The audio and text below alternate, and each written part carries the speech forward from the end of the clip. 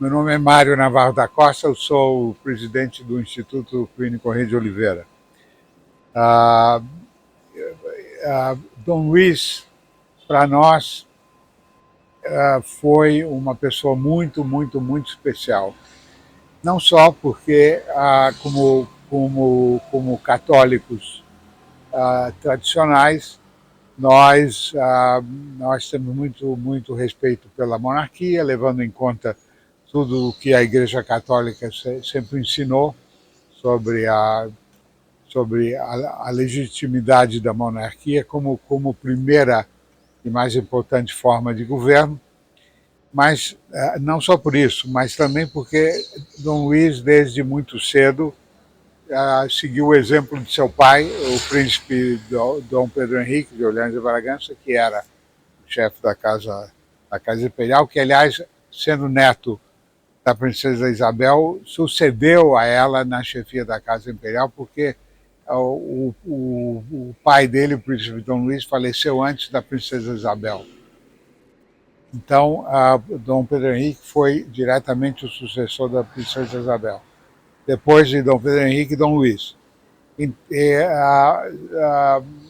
O príncipe Dom Pedro Henrique era, desde criança, muito ligado ao professor Plínio Corrêa de Oliveira. Então, obviamente, quando cessou o exílio e eles vieram, a família imperial veio para o Brasil depois da Segunda Guerra Mundial, eles passaram a ter muito contato com o Dr. Plínio.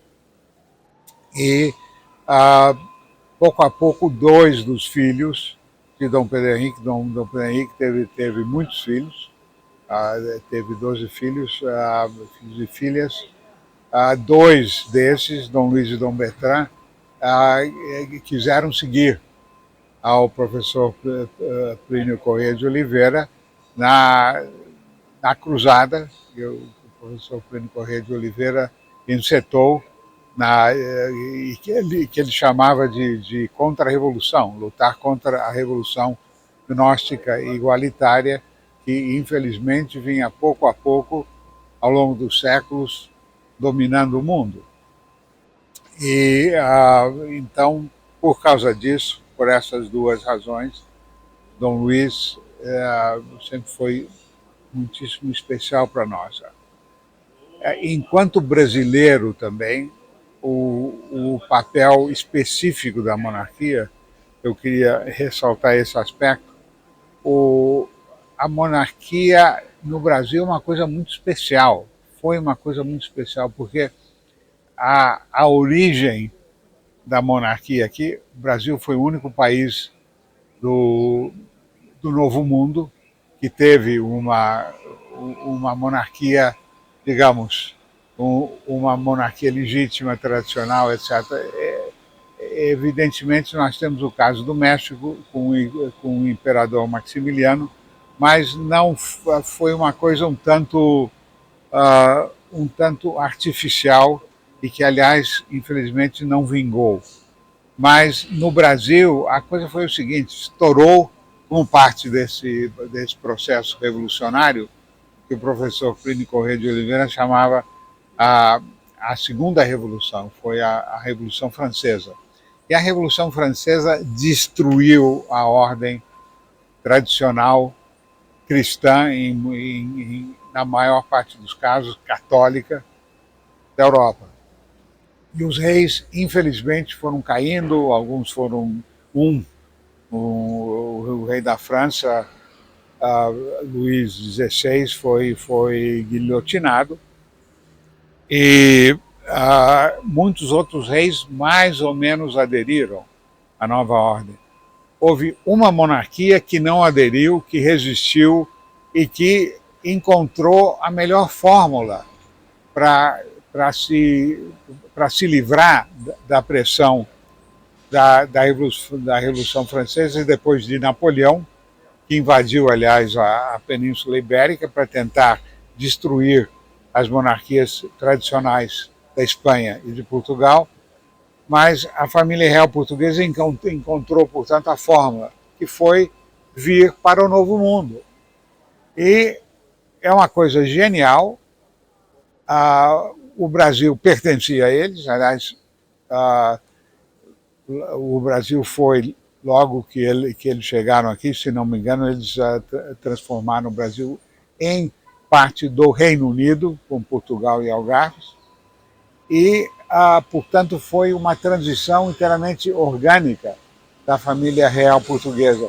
Era a rainha, Dona Maria I, uma grande rainha, grande devota, a grande impulsionadora no mundo da devoção ao Sagrado Coração de Jesus, que construiu, que consagrou Portugal e Brasil ao Sagrado Coração, colocou o Sagrado Coração nas armas, nos escudos, e, e construiu a primeira igreja no mundo dedicada ao Sagrado Coração, que foi a Basílica da Estrela, em Lisboa.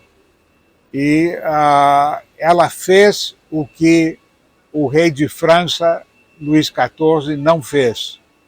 O Sagrado Coração, aparecendo para Santa Margarida Maria, pediu que o meu amigo, o rei de França, consagrasse a França. E o amigo do Sagrado Coração não consagrou a França. Luís XVI, na prisão do Templo,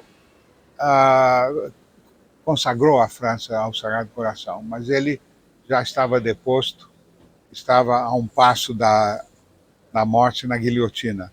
A rainha Dona Maria consagrou Portugal, sendo rainha, e etc. E ela veio ao Brasil, ela já estava doente, ela é chamada Dona Maria Louca, porque ela, em um determinado momento, ela perdeu um tanto das faculdades mentais.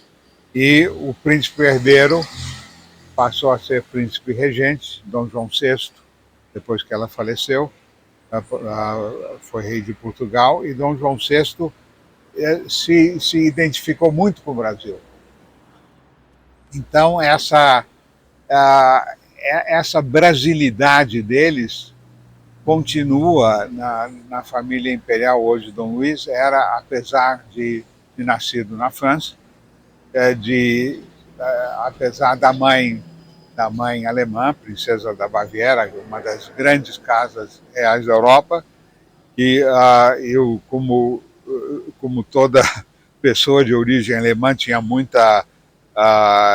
uma personalidade muito forte. Apesar disso tudo, Dom Luís sempre foi um brasileiro dos mais característicos, como é Dom Bertrand também.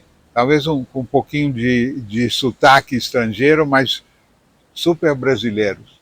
Então, desculpe ter me estendido muito sobre mas eu falo do fundo do coração a respeito de nosso caríssimo Dom Luís, de Dom Bertrand e da família imperial. Mário, um pouquinho mais para trás, sim, porque ele tem dificuldade para gravar. Sim, uma segunda pergunta eu gostaria de fazer é para o senhor pessoalmente. O senhor tem alguma lembrança de Dom Luís? Quem foi Dom Luís? Algo que marcou Dom Luís no senhor? Tenho muita. Eu tive a graça de conhecer o professor Plínio Correia de Oliveira em 1963. Então, me tornei membro do que passou a ser a Sociedade Brasileira de Defesa da Tradição, Família e Propriedade. Eu tive que viajar para a Europa, já como membro da TFP, em 1964. E visitei a Alemanha, onde tinha parentes, e Dom Luís estava morando na Baviera na época, com a família da senhora mãe dele. E eu então, enfim, Dom Luís era muito ligado a nós já, etc. E eu decidi, eu estava na capital da Alemanha na época, Bonn, mas decidi ir à Baviera para visitar a Dom Luís. Então, peguei um avião, fui para Munique e tal, depois fui para o interior da Baviera, onde moravam vários membros da família real da Baviera, um lugarejo muito pitoresco, onde tinha um castelo dele chamado Leutstetten. Em Leutstetten, Dom Luís me esperou, etc. E, entre parênteses, foi o dia mais frio da minha vida. Estava 30 graus abaixo de zero em Leutstetten, né? o que não é brincadeira.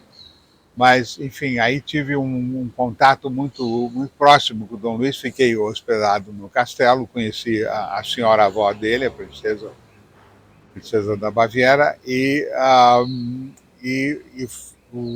Dom Luís se vestia um pouco como, enfim, com aquelas roupas bárbaras, etc., muito pitoresco, e foi um contato extremamente agradável com ele. Foi o primeiro contato que tive com o Dom Luís.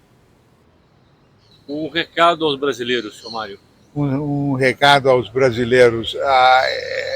Olha, é preciso levar um pouquinho mais a sério essa nossa história, porque, como eu disse, não é qualquer país que tem a história que nós temos. No caso da América do Sul, uma história única, em que Nossa Senhora fez com que, em boa medida como recompensa pelo fato da Rainha Dona Maria I de Portugal ter consagrado o país ao Sagrado Coração, ter consagrado Portugal e o Brasil ao Sagrado Coração de Jesus. Como recompensa disso, o Brasil teve um período grande de paz com a monarquia, Dom Pedro II, etc. E digamos que depois da queda da monarquia, as coisas mudaram um tanto. Então é preciso que os brasileiros se deem conta disso e que cheguem à conclusão de que talvez se possa melhorar um pouco o sistema de governo aqui. Obrigado.